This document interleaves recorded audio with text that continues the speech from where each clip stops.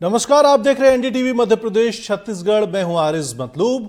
मध्य प्रदेश की सियासत में इन दिनों बयानबाजी का तापमान अपने चरम पर है। कांग्रेस के दो नेताओं के विवादित बयान सामने आए हैं, जिन पर अब बीजेपी हमलावर हो गई है। एक और नेता प्रतिपक्ष उमंग सिंघार ने कलेक्टर पर सीधा निशाना साधा, तो दूसरी ओर राजगढ़ में कांग्रेस नेता यशवंत सिंह गुर्जर ने महिलाओं को लेकर बेहद आपत्तिजनक टिप्पणी कर दी है। पहले एक रिपोर्ट देखते हैं, फिर इस मुद्दे पर चर्चा करेंगे।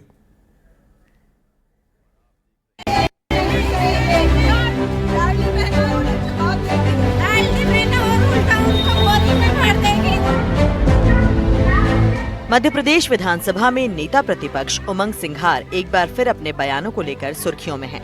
छिंदवाड़ा में उन्होंने कलेक्टर को खुली धमकी दी और बीजेपी का गुलाम तक कह डाला। हमारी सरकार नहीं आएगी और जो ये दादागिरी करेगा, जो कलेक्टर इस प्रकार की करेगा, जो गुलामी करेगा, उसके साथ ही कांग्रेस पार्टी क्या करेगी। उमंग सिंघार सिर्फ यहीं नहीं रुके। उन्होंने चेतावनी भरे लहजे में कहा कि जब कांग्रेस की सरकार आएगी तो ऐसे अधिकारियों से हिसाब लिया जाएगा। मुझे लगता है कि कांग्रेस का जो कल्चर है काम करने का, उनकी जब सरकार अगर रही होगी तो सरकार के समय वो इस तरीके के हथकंडे अपनाते होंगे। अब निष्पक्ष रूप से कोई कलेक्टर काम कर रहा है तो उसको डराना, धमकाना, देख लेंगे, ये कर लो, वो कर लो, मुझे लगता है कि ये लोकतंत्र में इसकी अनुमति नहीं है। आपको गुण दोष के आधार पर अगर कोई बात है तो वह बात करो। आप किसी की इंसल्ट नहीं कर सकते, किसी का अपमान नहीं कर सकते। मध्य प्रदेश में सरकार काम कर रही है, अच्छे से काम कर रही है, अधिकारी सहयोग कर रहे हैं, तो उनको कैसे व्यवधान बनाया जा सकता है, रोका जा सकता है, ये प्रयास कांग्रेस के नेता करते हैं। सिंघार के बयान पर बीजेपी ने कांग्रेस को आड़े हाथों लिया और निष्पक्ष अधिकारियों को धमकाने को कांग्रेस की पुरानी आदत बताया। विवाद यहीं नहीं थमा। राजगढ़ में कांग्रेस के जिला अध्यक्ष के स्वागत समारोह में जिला पंचायत सदस्य यशवंत सिंह गुर्जर का वीडियो भी सामने आया है, जिसमें वो महिलाओं के लिए अपमानजनक शब्दों का इस्तेमाल करते नजर आए। अच्छी करी रे दादा, एक नाके जीता हमें कहाँ की लाडली बेटियां सब बोरियम बर्तन। इस बयान का वीडियो वायरल होते ही बीजेपी ने कांग्रेस पर महिला विरोधी सोच का आरोप लगाया है। घृणित बयान है वो कांग्रेस की महिला विरोधी मानसिकता को दर्शाता है। जहां पूरा देश आज महिलाओं का सम्मान करती है, वहीं कांग्रेस के नेता कह रहे हैं कि वे लाडली बहनों को बोरियों में भर देंगे। तो क्या ये कांग्रेस का वही चरित्र है जिसमें महिलाओं को वो काटते हैं, तंदूर में झोंकते हैं? बाकी ये मध्य प्रदेश की सरकार है, ना तो ऐसा कोई काम होने देगी, और ऐसे सभी नेता जो इस तरह के मंसूबे रखते हैं वे भी ध्यान रखें कि यहाँ पर इस तरह के शब्द भी अस्वीकार हैं। बाकी ये जिस कार्यक्रम में जिस नेता ने कहा, उस नेता की पत्नी स्वयं लाडली बहना की राशि लेती हैं, तो क्या ये उन्होंने अपने परिवार के लिए कहा, ये भी वो बताएं। हालांकि कांग्रेस की ओर से अब तक इन बयानों पर कोई औपचारिक सफाई नहीं आई है, लेकिन दबाव लगातार बढ़ रहा है।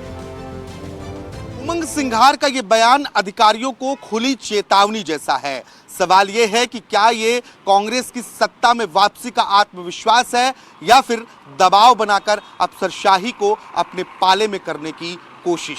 धार से आया उमंग सिंघार का ये बयान सियासत का पारा जरूर बढ़ा रहा है। भोपाल से कैमरा पर्सन अभिषेक सिंह के साथ आकाश द्विवेदी, एनडीटीवी।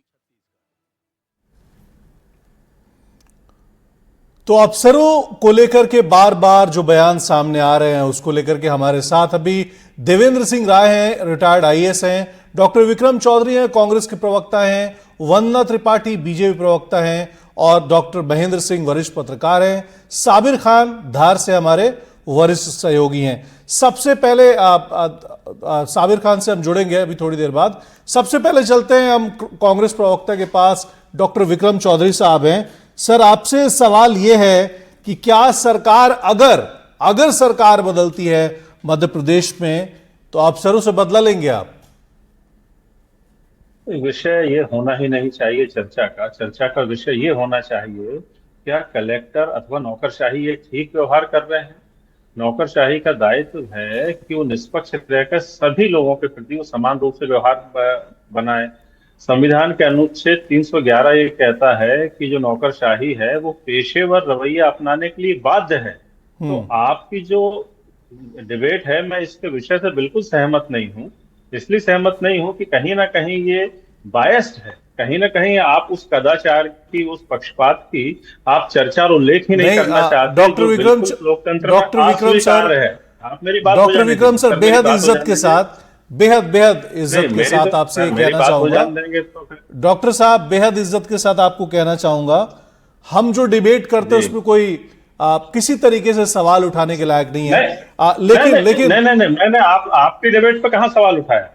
मैंने क्या कहा? आपने विषय समझा नहीं मेरा। मैं ये कह रहा हूं आपसे कि आपको जो कलेक्टर है उसके बारे में तो चर्चा करनी चाहिए। करेंगे, आपको मौका इसलिए तो आपको बुलाया गया है सर। आप इस सवाल का जवाब क्यों नहीं दे रहे कि बदला लेने की बात कहां से आ गई? बदला क्या, बदले की राजनीति होती है सर? नहीं सर, मैं आऊंगा ना, आप मुझे थोड़ी अनुमति तो दे बोलने की। पूरा आधा घंटा रहेगा आपके पास, बताइए। हाँ, जो छिंदवाड़ा कलेक्टर हैं उनका जो व्यवहार है बिल्कुल उचित नहीं था। 20,000 आदमी हमारे साथ था, नेता प्रतिपक्ष थे। नेता प्रतिपक्ष एक संवैधानिक पद है, उसकी एक गरिमा होती है। यदि कलेक्टर आके ज्ञापन स्वीकार कर लेते तो क्या वो छोटे हो जाते? एक बात। दूसरी बात यह है कि यदि विपक्ष के साथ जनता जाती है तो एक ऑफिसर को या नौकरशाही को उस जनता को नागरिक के हैसियत से देखना चाहिए।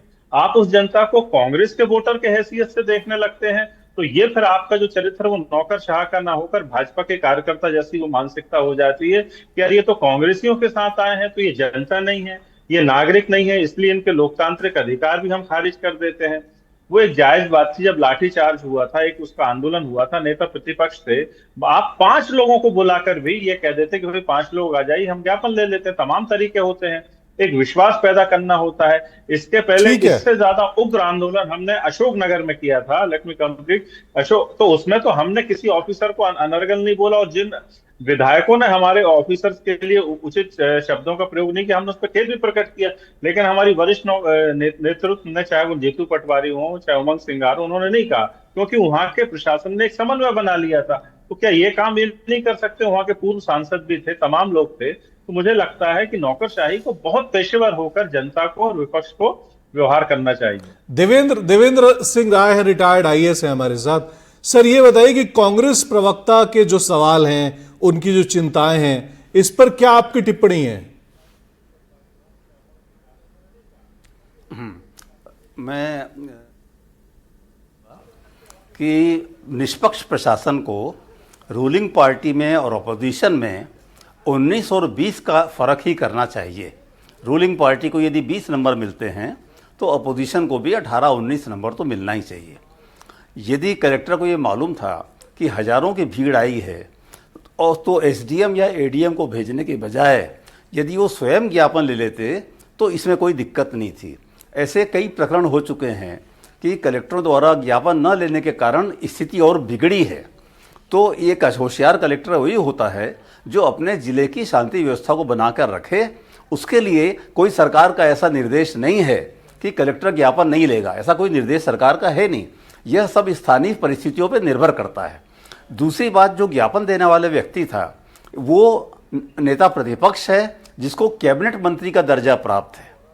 तो इसलिए दर्जा चूंकि उनको है कैबिनेट मंत्री का, सुविधाएं भी हैं, तो इसलिए इस बात को देखते हुए कलेक्टर को यदि ज्ञापन खुद ले लेते तो इसमें कोई दिक्कत नहीं थी। अब एक प्रश्न ये पूछते हैं कि यदि मान लिया जाए कि वहाँ भारतीय जनता पार्टी के जिला पंचायत अध्यक्ष यदि ज्ञापन देने आते तो क्या कलेक्टर तभी ज्ञापन नहीं लेते? ये प्रश्न कलेक्टर को अपने आप से पूछना चाहिए। मेरे साथ स्वयं एक उदाहरण हो चुका है। मैं रीवा कलेक्टर था, विक्रम वर्मा नेता प्रतिपक्ष थे और उनका रीवा आने का कार्यक्रम था। उन्होंने मुझे फ़ोन किया और सर्किट हाउस में मिलने को कहा। मेरा पूरा प्रोग्राम बन गया था, मिलना ही था। अचानक वहाँ बाढ़ के कारण मुख्यमंत्री दिग्विजय सिंह जी का दौरा हुआ और उनका स्पॉट कहाँ हेलीकॉप्टर उतरेगा ये सब देखने के लिए मुझे वहाँ जाना पड़ा। तो इस बात को, और मेरा एडीएम और एडिशनल कलेक्टर गए सर्किट हाउस में मिलने, परंतु विक्रम वर्मा जी ने इस बात को बहुत माइंड किया और बाद में विधानसभा में इस मैटर को उठाया भी। उनका ये कहना था कि मैं नेता प्रतिपक्ष हूँ, कम से कम आप कलेक्टर को टाइम निकालना। अब वो संभव नहीं था क्योंकि उसी दिन मुख्यमंत्री को आना था और उनको हमको तैयारी करना था। तो अब मुख्यमंत्री में और नेता प्रतिपक्ष में प्राथमिकता तो मुख्यमंत्री को ही जाएगी। तो ये इतना स्थानीय परिस्थितियों में कलेक्टर को ये देखना चाहिए कि यदि 5,000 10,000 जितने भी आदमी यदि आए हैं भीड़ में और उनको लेके कोई वरिष्ठ नेता आया है जिसको मंत्री का दर्जा प्राप्त है, तो उनको अपना ज्ञापन ले लेना चाहिए था। और इस बात को एसडीएम एडीएम पर उससे क्या फ़र्क पड़ता है, जैसा कहा गया 5 आदमियों को अंदर बुला लेते, उनसे 5 मिनट चर्चा कर लेते और ज्ञापन ले लेते, अपने चैम्बर में ही ले लेते ज्ञापन, क्या दिक्कत थी। तो ये उचित व्यवहार नहीं है। अब दूसरी जब बात है वो आप दोबारा पूछेंगे तो मैं उसके बारे में बताऊंगा कि नेता प्रतिपक्ष का कहना या नेताओं का कहना अधिकारियों के बारे में कैसा है, ये मैं अगले राउंड में आपको बताऊंगा। ठीक है, हमारे साथ अभी वंदना त्रिपाठी हैं, बीजेपी की प्रवक्ता हैं। वंदना, ये बताइए कि आपने 2 लोगों की बात सुनी, कांग्रेस प्रवक्ता की बात सुनी, आपने रिटायर्ड आईएएस ऑफिसर हैं, उनकी भी आपने बात सुनी, देवेंद्र जी की। ये बताइए कि इस पे आपका क्या टेक है, आपको क्या समझ आता है पूरी बात सुनने के बाद से? क्योंकि जाहिर है अगर जिस तरीके से पॉइंट देवेंद्र साहब ने किया है, रिटायर्ड आईएएस हैं, तो उस पर क्वेश्चंस तो कुछ ना कुछ उठते हैं ना फिर। नमस्कार आरएस जी, बाकी सम्मानित पैनल के सदस्यों को भी नमस्कार। देखिए, सबसे पहली बात तो ये कि प्रतिवेदन लेने के लिए एक क्रम बना हुआ है। केंद्र से आए प्रतिवेदन कलेक्टर साहब, कमिश्नर साहब लेते हैं, बाकी प्रतिवेदन का कलेक्टर लेते हैं, और ऐसे एडीएम एसडीएम इस प्रकार से विभिन्न अधिकारियों के लिए कुछ नियम बने हुए हैं। अब अगर चलिए एक बार की बात करते हैं कि अगर कलेक्टर साहब वो ज्ञापन लेने में असमर्थ रहे तो क्या आपको ये चीज सही लगती है कि एक कुत्ते के गले में आप ज्ञापन फंसा के आ जाएंगे? मतलब आप इतना अपमान करेंगे एक प्रशासनिक अधिकारी का। प्रतीकात्मक तौर पर आपने उस कुत्ते के गले में वो ज्ञापन बांध दिया और उसके बाद आपने ये कहा कि कलेक्टर ने आवेदन नहीं, हमारा कलेक्टर ने ज्ञापन नहीं लिया तो हमने कुत्ते के गले में बांध दिया। ये क्या लोकतंत्र में ये चीज शोभा देती है? संवैधानिक प्रक्रिया से जो अधिकारी बनकर आया है उसका इतना अपमान करना क्या नेता प्रतिपक्ष को शोभा देता है? अभी माननीय रिटायर्ड आईएएस महोदय बता रहे थे कि नेता प्रतिपक्ष दूसरे विपक्ष का सबसे बड़ा आईना होता है, सबसे बड़ा नेता होता है। तो जनता क्या देख रही है कि आप कलेक्टर की तुलना किससे कर रहे हैं? तो ये सारी चीजें हैं आरएस जी जो गलत है, और जो गलत है तो गलत है। अभी आप देखिए, फूल सिंह बरैया जी ने जब चुनाव के दौरान कहा था कि अगर हमारी सरकार आई और अगर मुझे 1 करोड़ से ऊपर हमारी सरकार में वोट मिले तो मैं कलेक्टरों की और जितने भी अधिकारी हैं उनकी खाल खिंचवा के उसमें भूसा भर दूंगा। तो लोकतंत्र में इस तरह की अशोभनीय बातें शोभा देती है। अभी शिकरवार जी ने, इनके नेता ने कहा था कि अगर हम वापस सत्ता में आए तो हम इमरजेंसी लगा देंगे। तो देखिए, कांग्रेस पार्टी की एक आदत पड़ चुकी है संविधान का अपमान करना, संवैधानिक संस्थाओं का अपमान करना और संवैधानिक नीति निर्माताओं का अपमान करना। आज हमारे जितने भी प्रशासनिक अधिकारी हैं वो नीति निर्माण का कार्य करते हैं, योजनाओं को धरातल तक ले जाते हैं, लॉ एंड ऑर्डर मेंटेन करते हैं, और आप उनका कंपैरिजन एक जानवर के साथ करके उसके गले में ज्ञापन फंसा कर आ रहे हैं। आप जनता में क्या दिखाना चाहते हैं? मतलब आप अधिकारियों का किसी का कोई सम्मान नहीं करते। डॉक्टर विक्रम देख रही है, वो 20,000 जनता ये भी तो देख रही है कि कलेक्टर हमारे प्रति कितना सहिष्णु है, कितना सहयोगात्मक रवैया अपना रहा है। विक्रम जी, आप अधिकारियों की खाल उधरवा कर आपकी पार्टी के नेता कहते हैं कि भूसा भरवा देंगे, इमरजेंसी लागू कर देंगे। अभी 1 मिनट, अभी आप याद करिए सागर में किस प्रकार जीतू पटवारी जी ने नाइट स्टाइल में फोन किया कि कलेक्टर साहब नेता प्रतिपक्ष को विश्वास में तो ले सकते थे। हम इतना तो है नहीं कि हमें परंपरा नहीं है, अनुभव नहीं है नौकरशाही से। एक के बाद एक वंदना डॉक्टर विक्रम, एक के बाद एक करते हैं, उसके बाद आप कहते हैं वंदना बारी बारी से बात करेंगे। डॉक्टर साहब आप बताइए, डॉक्टर विक्रम चौधरी आप कुछ कह रहे थे। नहीं, मेरा ये कहना है कि राय साहब ने जो बात कही प्रकारांतर से हमने ही वो बात कही, हमने राजनीतिक लहजे में कही, थोड़ी तीखी लगी, उन्होंने उसको बहुत ही औपचारिक भाषा में कहा। हमारा ये कहना है कि यदि नेता प्रतिपक्ष को, जैसे अशोकनगर का उदाहरण भी मैंने दिया कि अशोकनगर की भांति यहाँ भी नेता प्रतिपक्ष और कांग्रेस के लीडरान को विश्वास में ले लिया जाता, तो क्या हम इतने आशास्पणु हैं और अनुभवहीन है कि हम ऐसी जो है गैर जिम्मेदाराना डॉक्टर साहब आप कह रहे हैं, हम तो नहीं डॉक्टर विक्रम साहब, आप दरअसल इससे कोई डिनाई नहीं करता कि आप सवाल ना पूछें, आप चीजों को डेमोक्रेटिक तरीके से उस पर सवाल ना उठाएं, लेकिन ऐसी भाषा बड़ी अजीब सी लगती है ना। आपके एक और नेता ने अजीब सा बयान दिया है राजगढ़ में, आप उसको मैं दोहराना नहीं चाहता हूं, उन्होंने बयान दिया जो लाडली बहना उनको लेकर के। तो क्या आपको नहीं लगता कि इस पे बहुत ज्यादा मैंने वो बयान आपने सुना नहीं और उन्होंने स्थानीय भाषा में दिया, तो मेरे को उनका भाव समझ में नहीं आ पा रहा। यदि वो अन्यथा होगा तो हम निश्चित ही उसकी निंदा करेंगे और हम उस बयान से अपने आप को अलग कर लेंगे। कोई बात ही नहीं। आपको नहीं लगता कि इस तरीके के बयानों के बाद से चर्चा उस पे नहीं होती जो मेन मुद्दा है, चर्चा इस बात पे होती है कि आखिर कैसे बयान दे दिया? सवाल तो उठेंगे ना डॉक्टर साहब इस पे? नहीं, मैं इस बात का दुख मैंने शुरू में ही प्रकट किया कि चर्चा उन बिंदुओं पर होनी चाहिए जिसके कारण आंदोलन हो रहे हैं, जिसके कारण जनता की नहीं, उस पे कर रहे हैं, उस पे दिन भर बात कर रहे हैं, लेकिन ऐसी भाषा का इस्तेमाल इतने ऊंचे दर्जे के नेता को करना चाहिए? हाँ या ना बोलिए, उसके बाद आगे बढ़ेंगे हम। सर, मैंने वो बयान नहीं दिया, लेकिन जो बरैया जी का बयान था उससे हमने खुद को अलग किया और उस बयान पे हमने खेद भी प्रकट किया था, लेकिन ये बयान मेरी समझ में नहीं आया क्योंकि मालवी भाषा में। डॉक्टर महेंद्र सिंह है, वरिष्ठ पत्रकार हमारे साथ हैं। महेंद्र सर, आप ये बताइए कि आप रिपोर्ट जब करते होंगे या रिपोर्ट करते हैं इस तरीके के बयानबाजी आप देखते हैं, आपको नहीं लगता है कि लोकतंत्र को कमजोर करने के लिए बड़ा आसान है इस तरीके के भाषा का प्रयोग करना? उस पर बाद में डिबेट होगा कि आखिर क्या मामला था, नहीं मामला था, लेकिन लोकतंत्र में एक साफ सुथरी जबान बेहद जरूरी है। बिल्कुल आरिफ जी, बिल्कुल बहुत वाजिब बात कही है आपने, क्योंकि हम देख रहे हैं इन दिनों राजनीति में नैतिकता का पतन आ रहा है और जो बयानों का स्तर है वो लगातार गिर रहा है। घटना होती वहां तक ठीक था, लेकिन क्रिया पर जो प्रतिक्रियाएं आ रही हैं निकलकर, वो जो है बहुत हमें जो है सोचने पर मजबूर करती है, या कहा जाए उनकी कड़ी शब्दों में निंदा की जाना चाहिए। क्योंकि लगातार अगर हम राजगढ़ के किस्से की बात करें तो सोशल मीडिया पर जो वीडियो वायरल हो रहा है उसमें महिलाओं को लेकर बेहद ही टिप्पणी की गई है जो कि निंदाजनक है। और इसके साथ साथ जो जिस बात हो रही कि श्वान को ज्ञापन दे दिया गया, बात केवल वहीं जाकर रुक नहीं गई। उसके बाद जब धार के नवागत जिला अध्यक्ष के पदभार ग्रहण समारोह में भी नेता प्रतिपक्ष उमंग सिंघार जी मंच से अधिकारियों को चेतावनी देते हैं, तो वो भाषा भी मुझे लगता है राजनीति की भाषा नहीं है। और यहाँ पर राजनीति जो है वो बदले की भावना के साथ जो है हमें प्रेरित नजर आती है। तो ऐसे में हमें एक संतुलन बनाने की जरूरत है, क्योंकि राजनीति का जो क्षेत्र है ये विचारों की लड़ाई का क्षेत्र है। लेकिन हम देख रहे हैं कि इन दिनों अफसरों पर जो टिप्पणियां की जा रही हैं या जिस तरह से लगातार आरोप प्रत्यारोप का दौर चल रहा है, उसमें मर्यादाएं भी तार तार हो रही हैं। तो राजनीति जरूर करिए, जनता से सरोकार रखने वाले मुद्दे जरूर जो है दोनों राजनीतिक प्रमुख दलों को उठाना चाहिए, लेकिन उसमें मर्यादा और अनुशासन का भी पूरा ख्याल रखना चाहिए। कहीं ऐसा ना हो कि हमारी भाषा का स्तर इतना नीचे गिर जाए कि लोकतंत्र की जो परिभाषा है उससे हम कहीं दूर हो जाएं। तो ये बड़ा चिंतनीय है और मैं एनडीटीवी को और आरिफ जी आपको बहुत शुक्रिया अदा करूंगा कि इस तरह के सब्जेक्ट्स पर आप लोग डिबेट कर रहे हैं। कम से कम सोचने के लिए ऑडियंस को, जनता को एक अवसर तो जरूर दे रहे हैं। आप बहुत बहुत शुक्रिया आपका तमाम बातों को बताने के लिए। हमारी कोशिश रहती है कि जो प्रदेश के प्रश्न हैं उसको उठाया जाए। देवेंद्र राय साहब, आपके पास चलेंगे, आपकी जरूरत आज ज्यादा है यहाँ पे। आप अलग अलग राज्यों में भी देखेंगे, राष्ट्रीय स्तर पे देखेंगे, आप मध्य प्रदेश में देखेंगे, छत्तीसगढ़ में देखेंगे, आखिर क्यों अफसरों पर अक्सर सवाल खड़े हो जाते हैं? आखिर क्यों अक्सर राजनीति में घिर जाते हैं वो? देखिए, बिना आग के धुआं नहीं होता। यदि ये इंप्रेशन बन गया है तो जरूर इसके पीछे कोई तथ्य होंगे, कोई वजह होगी।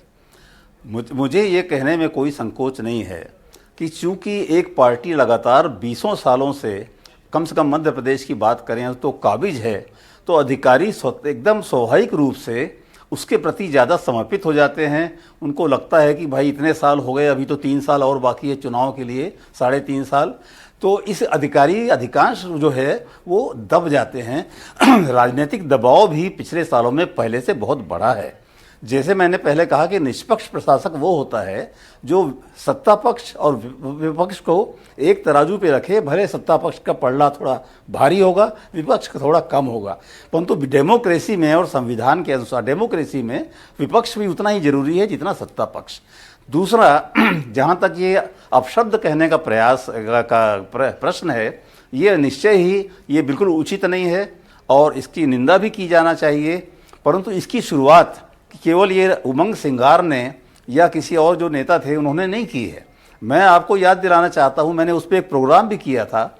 माननीय शिवराज सिंह जी ने मुख्यमंत्री रहते हुए 1 से अधिक बार कलेक्टरों के लिए अभद्र भाषा का प्रयोग किया। एक बार उन्होंने कहा कि मैं कलेक्टर को उल्टा लटका दूंगा। क्या मुख्यमंत्री को ये शोभा देता है कि जो संविधान के 3 अंग हैं, न्यायपालिका, ब्यूरोक्रेसी और विधायिका, उनमें से एक अंक के बारे में आप कहेंगे इसको, वो कलेक्टर को उल्टा लटका देंगे, तो जो नीचे के अधिकारी हैं उन पर क्या असर पड़ा होगा और उस कलेक्टर की इज्जत क्या रह गई होगी।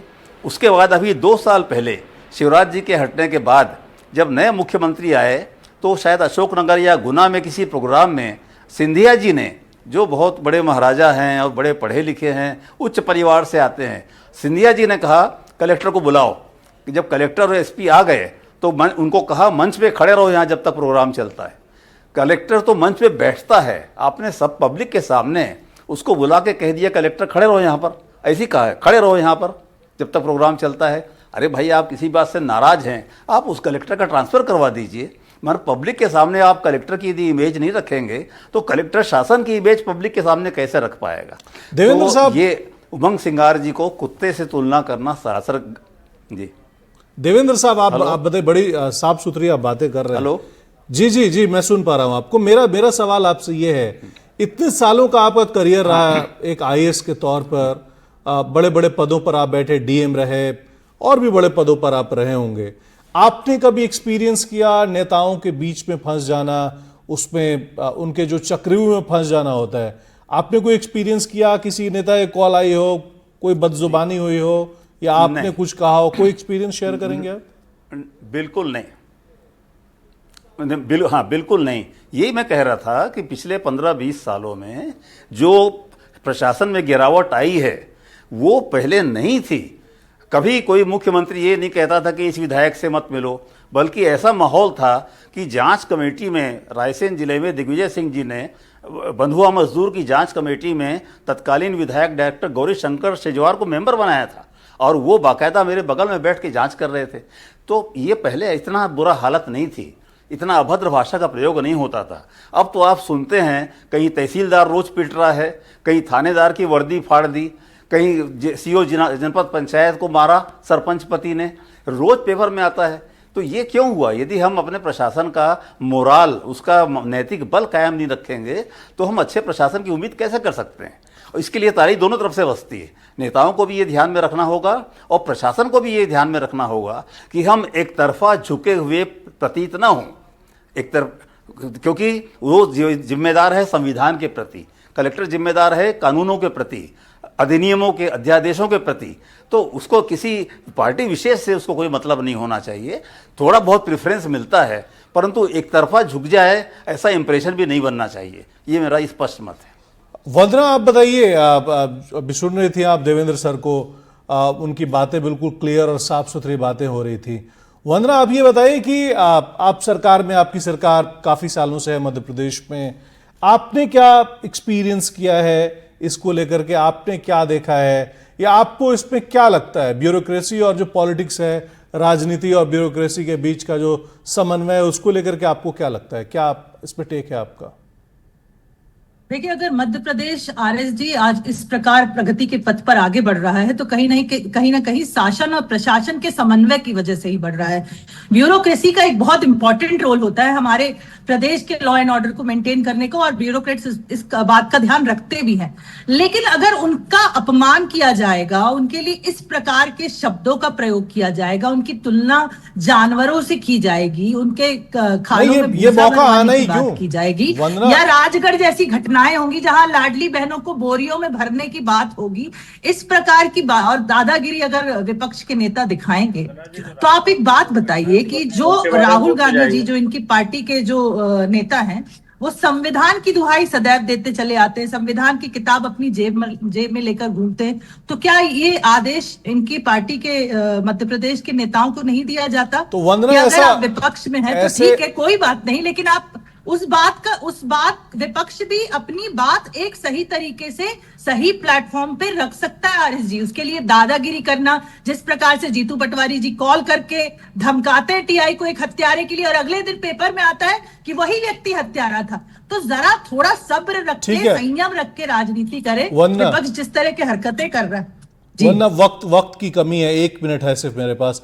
कांग्रेस प्रवक्ता के पास जाएंगे। सर, आप बताइए, आखिर आपसे करते हैं। सर, इसमें मैं व्यापक तौर पे मैं टिप्पणी करना पसंद करूंगा कि जिस तरीके से अंग्रेजी हमारे समाज में एक कौशल ना होकर हमारी हैसियत को बताती है, इसलिए अभी तक वही मानसिकता हमको राजनीति में दिखाई देती है कि हम कलेक्टर को एक पेशेवर नजरिए से ना देख के अपनी प्रतिष्ठा या अपनी नेतागिरी को चमकाने का जरिया बनाते हैं। जैसे कि राय साहब ने कहा कि सिंधिया जी ने अपने आप को बड़ा नेता बनाने के लिए एसपी कलेक्टर को वहां खड़ा कर दिया और विपक्ष का तिरस्कार करने के लिए दबाव बनाया जाता है कि आप उन तक नहीं जाओ। तब ऐसा जब माहौल हम देखते हैं तब विपक्ष के नेता को भी कहीं ना कहीं उत्तेजित होकर ऐसी भाषा और ऐसे बयान देने पड़ते हैं जो कि हमें लगता है कि कहीं ना कहीं लाइन का अतिक्रमण तो करते हैं, लेकिन फिर भी जो सत्ता जो 20 साल से है, जो सरकार में है, उनका कहीं अधिक दायित्व बनता है कि विपक्ष के जो लोकतांत्रिक अधिकार हैं और जनता की जो मांगे हैं, जनता भले ही भाजपा या कांग्रेस के साथ खड़ी रहे, किसी भी पेशेवर नौकरशाह को उसको एक नागरिक और अधिकार संपन्न नागरिक की तरह देखना चाहिए। ये नहीं देखना चाहिए कि ये भाजपाई है या कांग्रेसी है। बिल्कुल, बहुत बहुत शुक्रिया आप तमाम लोगों का हमारे साथ जुड़ने के लिए। देवेंद्र सिंह राय, रिटायर्ड आईएएस, आपका शुक्रिया।